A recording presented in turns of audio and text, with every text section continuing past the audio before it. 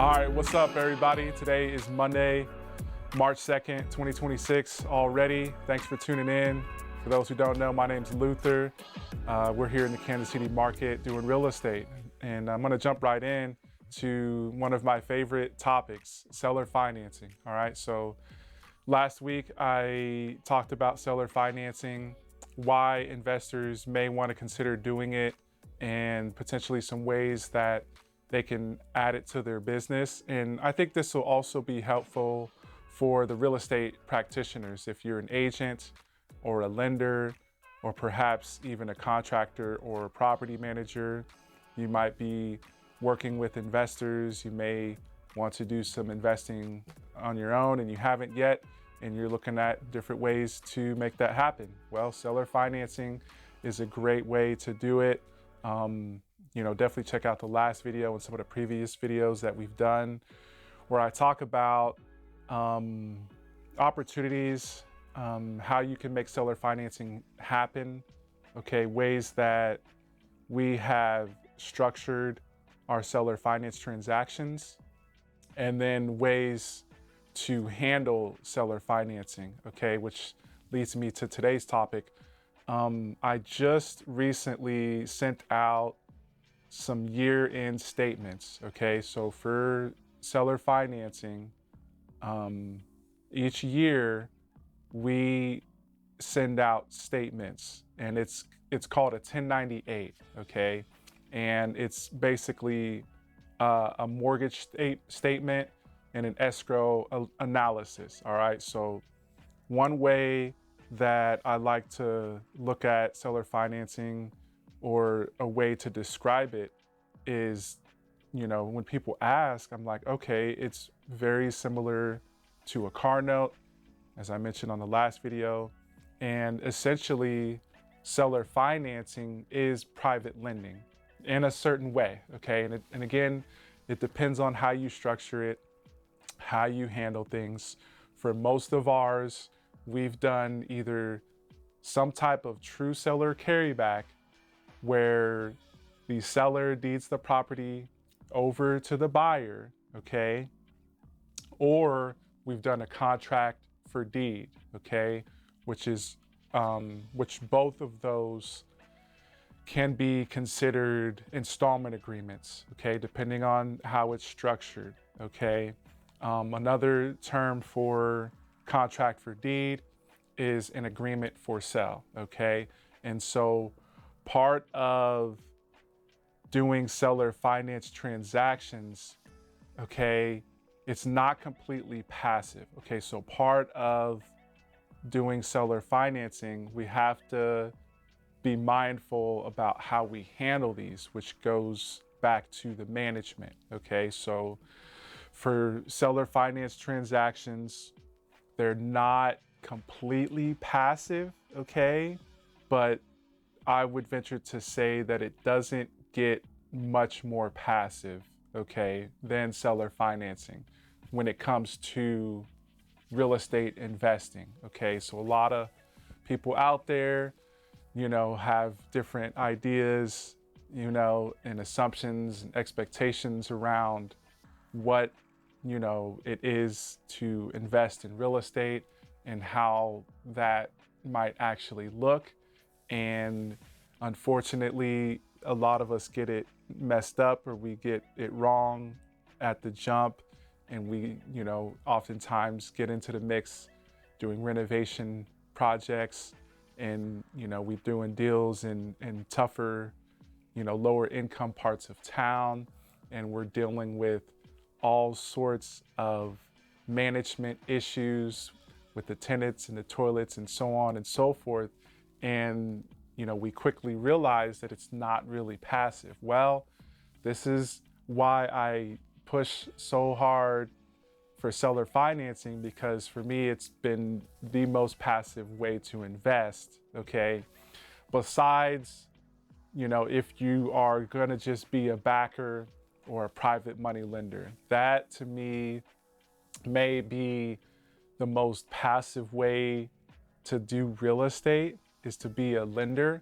But you have to be mindful, if you're a lender, you're not necessarily an owner. You may not necessarily refer to it as real estate investing. At that point, you're basically just a lender. Okay, so part of managing seller finance transactions is overseeing the payments or servicing those notes. Okay, so a lot of times, there's going to be a mortgage on the property that you as the investor own. So you or someone on your team or part of your company has to make sure that those payments are being tracked and made each month. That's just on your mortgage. If there's any debt on the property that you own, then you have to service the buyer's note. Okay, so just to recap, I'll give you an example. If we do a contract for deed and we get $15,000 down and we're getting $1,600 a month, okay, cool. Like, I got the down payment, but my buyer has to stay on track. So that's on me or someone on my team or part of my company. A lot of times, investors will bring on a note servicing company, which, there's mixed reviews when it comes to note servicing and note servicing companies. So you have to determine how you're going to make that happen. I can tell you what my father and I have done and what a number of our clients are doing is we're servicing our own notes. We're servicing our own investments. We're, managing our own portfolio. And there's a number of reasons why we do that. And I'm not necessarily going to get into that too much on today's video, but a key part is, staying on point with the payments, right?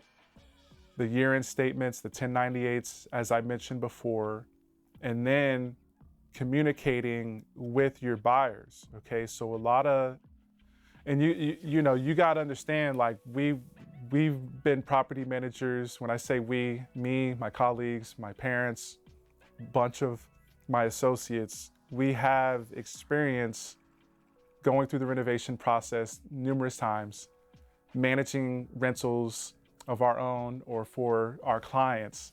And so we, kind of take it for granted. Like, most everything we do is kind of centered around seller financing now. But I want to, try to bring some things to light for those who may be on the fence about doing seller financing, to, dispel some myths or to help some people work through some of those fears that you may have around seller financing. But, just know that it's not completely passive.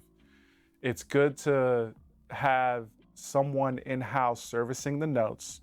And, I mentioned the example of the contract for deed with $15,000 down and $1,600 a month. That was a recent one that I just did a few months ago. Okay, along with the other ones that I have, sometimes our buyers get off track. Payments due on the 1st. It's late after the 10th of the month. Okay, if the 10th of the month comes and goes, it's on us. Okay, not your note servicing company. It's on us as the owner. It's on us as the investor to make contact or attempt to communicate with the owner finance buyer. And then, from what I've seen throughout the years, like, that alone helps the performance, and it helps get the buyers on track, because a lot of times, a lot of investors, even on regular rentals, okay, whether they're managing their properties themselves or they have a third-party property management firm, they tend to get in the weeds doing 11 different things and managing rehabs and doing new deals and refinancing, and it's the whole operation.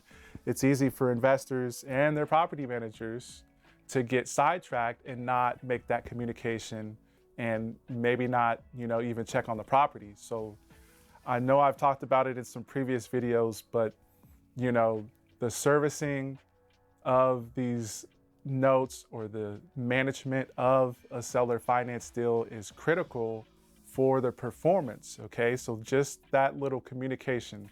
In the past, when I've had someone pay late, I, you know, I can send them a text message, I can call them as well, and I can say, hey, the 10th has come and gone, you know, just know that there is a late fee of such and such amount, what's going on, you know, what's the plan? And then a lot of times they get back to me stating whatever the case is.